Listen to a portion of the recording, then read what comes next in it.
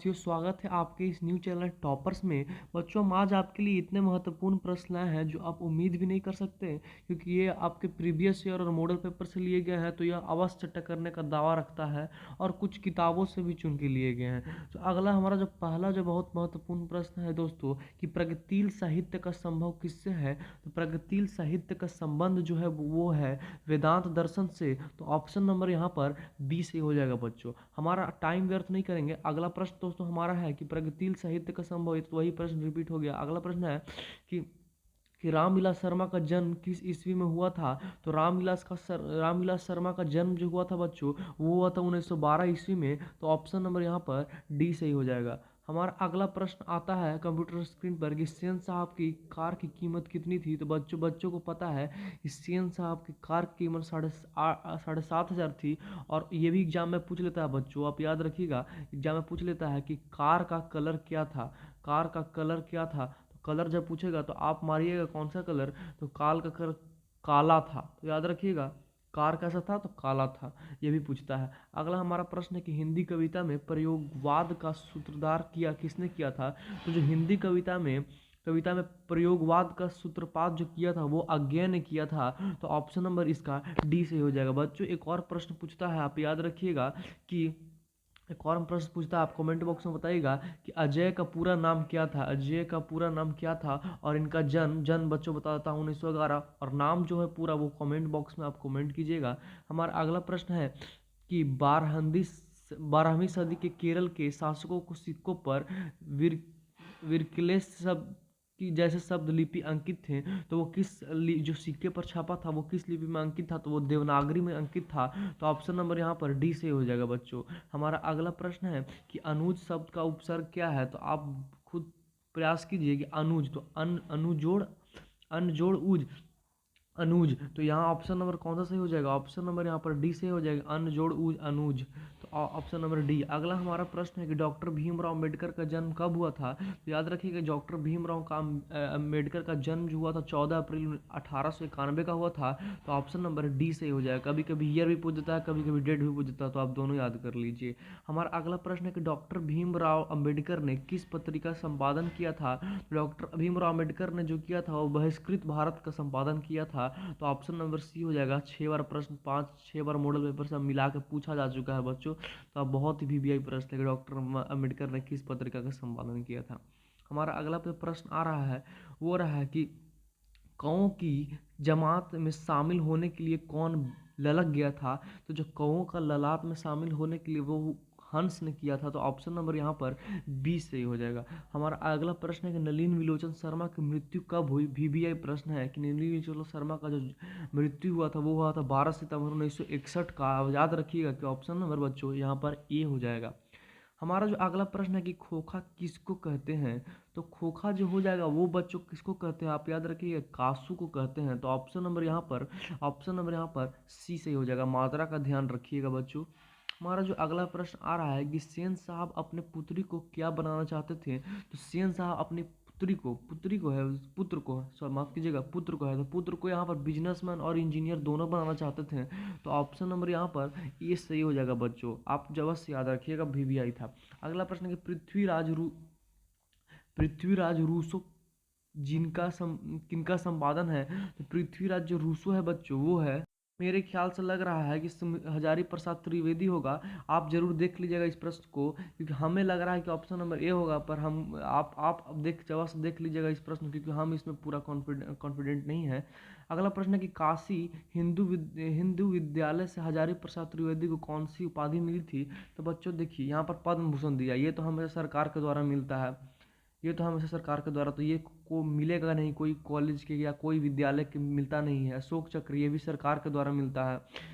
विजय चक्र ये भी सरकार के द्वारा मिलता है। तो कौन सरकार के द्वारा नहीं मिलता है, तो ज्योतिषाचार्य ये नहीं मिलता है। तो ऑप्शन नंबर यहाँ पर डी सही हो जाएगा। अगला प्रश्न जो है बच्चों, हजारी प्रसाद त्रिवेदी कब पद्म भूषण की उपाधि से सम्मानित किया गया था। तो हजारी प्रसाद त्रिवेदी थे बच्चों, वो 1957 यानी कि 1957 ईस्वी में हजारी प्रसाद पद्म भूषण से नवाजे गए थे। और तो ऑप्शन नंबर यहाँ पर बी सही हो जाएगा। हमारा अगला जो प्रश्न है बच्चों कि अशोक का फूल की रचना किसने की है, तो अशोक का जो फूल है उसकी रचना हजारी प्रसाद त्रिवेदी ने की है। तो ऑप्शन नंबर यहाँ पर सी सही हो जाएगा बच्चों। हमारा अगला प्रश्न है कि गुणाकार मूल्य की मृत्यु कब हुई।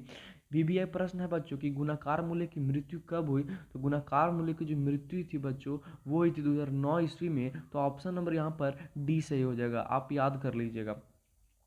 अगला जो हमारा प्रश्न है कि अमोघ वर्ष कौन था। तो अमोघ वर्ष जो था वो बच्चों था कौन था, तो आप याद रखिएगा प्रख्यात राष्ट्रकूट राजा था। तो ऑप्शन नंबर यहाँ पर बच्चों बी याद रख लीजिएगा, क्योंकि ये वीवीआई प्रश्न है, 3 बार आ चुका है 2010 से 2020 के बीच। अगला प्रश्न है कि हिंदी के आदि कवि कौन थे। बच्चों ये आपको किताब कहानियों में मिलेगा कि हिंदी के आदि कवि, वीवीआई प्रश्न है, क्योंकि 2018-17 में शायद ये मॉडल पेपर में या पेपर क्वेश्चन पेपर में पूछा था कि सर आदि कवि कौन थे। तो सरहपाद जो है बच्चों वो आदि कवि हैं। तो यहाँ पर ऑप्शन नंबर ए सही हो जाएगा। अगला प्रश्न जो हमारा आता है कि महिर भोज की ग्वालियर पुस्तिक पर्शिक भाषा में है। तो ये जो किस भाषा में लिखी गई है महिर भोज की, तो ये जो है संस्कृत में लिखा गया है। तो ऑप्शन नंबर बच्चों यहाँ पर सी हो जाएगा, महिर भोज।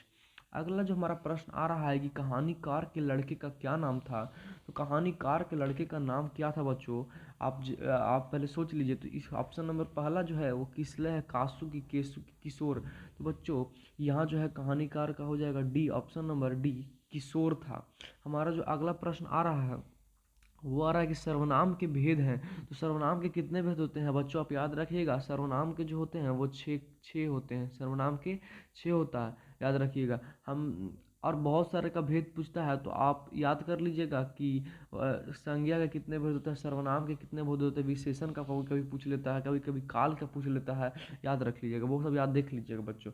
मौत का नगर किस लेखक की कहानी संग्रह है। तो मौत का जो नगरा है वो है बच्चों ये अमरकांत का, हमको लग रहा है, हम पूरा कॉन्फिडेंट नहीं है, आप जरूर देख लीजिएगा इस प्रश्न को, हमको लग रहा है कि ये अमरकांत ही होगा। ऑप्शन नंबर यहाँ पर डी हमको हम मेरा लगा, आप देख जरूर लीजिएगा। अगला प्रश्न है कि कहानी के लेखक अमरकांत का जन्म कब हुआ था। तो कहानी के लेखक का अमरकांत का जन्म जो हुआ था वो हुआ था 1925 ईस्वी में। तो ऑप्शन नंबर यहाँ पर बी सही हो जाएगा। हमारा जो बच्चों अगला प्रश्न है कि बाबा साहेब अम्बेडकर का जन्म कब हुआ था। तो बाबा साहेब अम्बेडकर का जो जन्म याद रखिएगा, आप ऊपर ही बताए थे कि 14 अप्रैल 1991 को 1891 को हुआ था। तो ऑप्शन नंबर यहाँ पर डी सही हो जाएगा। हमारा जो अगला प्रश्न है कि ईर्षा का चांदहवीं 15वीं सदी में विजयनगर के शासकों ने अपने लेखों की लिपि को क्या कहा था। तो नंदी नागरी कहा था। ऑप्शन नंबर यहाँ पर बच्चों ए सही हो जाएगा। हमारा जो अगला प्रश्न है कि धरती कब तक घूमेगी पाठ के लेखक कौन है।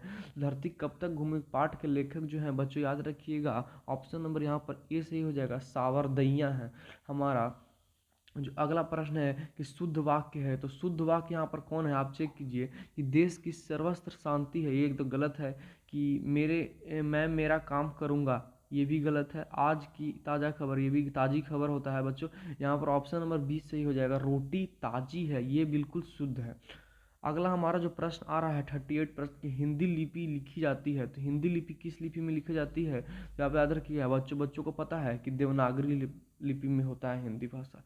अगला प्रश्न है कि सेन साहब की आंखों की तारा कौन है। तो सेन साहब का आंखों का तारा खोखा था बच्चों, ऑप्शन नंबर बी सही हो जाएगा। हमारा जो अगला प्रश्न आ रहा है कि इबादत का अर्थ क्या है। तो इबादत का अर्थ बच्चों वीवीआई प्रश्न है कि बहुत बार पूछा है कि जो इबादत का अर्थ होता है बच्चों वो होता है उपासना। तो ऑप्शन नंबर यहाँ पर ए सही हो जाएगा। हमारा जो अगला प्रश्न आ रहा है कि पपाती कहानी की किस कहानी की पात्र है। तो पपाती जो है वो नगर कहानी की पात्र है। तो ऑप्शन नंबर यहाँ पर आपका बी सही हो जाएगा। हमारा अगला प्रश्न है कि बिस्मिल्लाह खां का संबंध किससे है। बच्चों को पता होगा, 10th वाले को जिसने कहानी पढ़ा होगा, ये बिस्मिल्लाह खां का जो संबंध था वो किससे था। तो शहनाई से था। तो ऑप्शन नंबर यहाँ पर डी सही हो जाएगा। हमारा जो अगला प्रश्न है कि नागरी लिपि पाठ के लेखक कौन है। नंबरिंग पर ध्यान मत दीजिएगा, नंबरिंग टाइपिंग गलत हो गया है बच्चों। आप सिर्फ क्वेश्चन को देखिएगा, नागरी लिपि पाठ के लेखक कौन है, और नहीं आने पर स्क्रीनशॉट लेके आप हमेशा उसको देखते रहिएगा, वरना कॉपी में नोट डाउन कर लीजिएगा। इसमें है कि नागरी लिपि पाठ के लेखक कौन है, तो नागरी लिपि पाठ के जो है वो गुणाकर मूले हैं। ऑप्शन नंबर यहाँ पर बी सही हो जाएगा। अगला प्रश्न है कि इनमें से कौन कहानी है, तो देखिए बच्चों कहानी कौन है, नौबत खाने में बात होती है, ये तो साक्षात्कार है।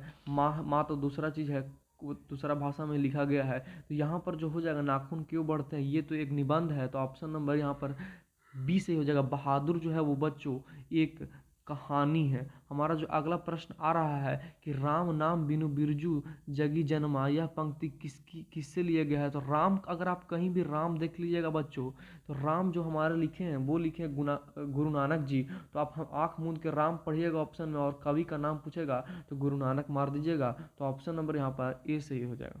राम, तो वही प्रश्न रिपीट हो गया। अगला प्रश्न है कि बहादुर का पूरा नाम क्या है, तो बहादुर का जो पूरा नाम था वो दिल बहादुर था।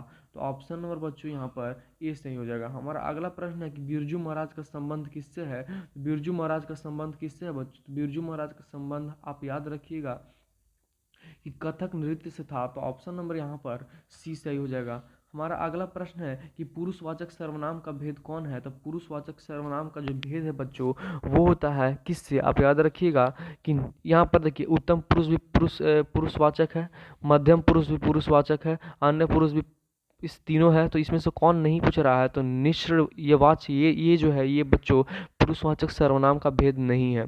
हम अब इतना ही बच्चों, आज के लिए हमारे 50 प्रश्न लाए थे आपके लिए। आपको होप आपको वीडियो अच्छा लगा होगा, तो इस चैनल को सब्सक्राइब और लाइक कर दीजिएगा, और ज़्यादा से ज़्यादा बच्चों को फैला दीजिएगा, क्योंकि ये जो प्रश्न है आपको दावा के साथ कह सकते हैं कि इन 50 प्रश्नों में से आपके बोर्ड में 5 से 10 प्रश्नों के बीच ये 5 से 10 प्रश्न तो इसमें से अवश्य टकरेंगे, क्योंकि ये बहुत ही महत्वपूर्ण प्रश्न और बहुत सारे गाइड को इस सब से मिला के लिया गया है। तो thank you for watching this video, and बच्चों लाइक कर दीजिए।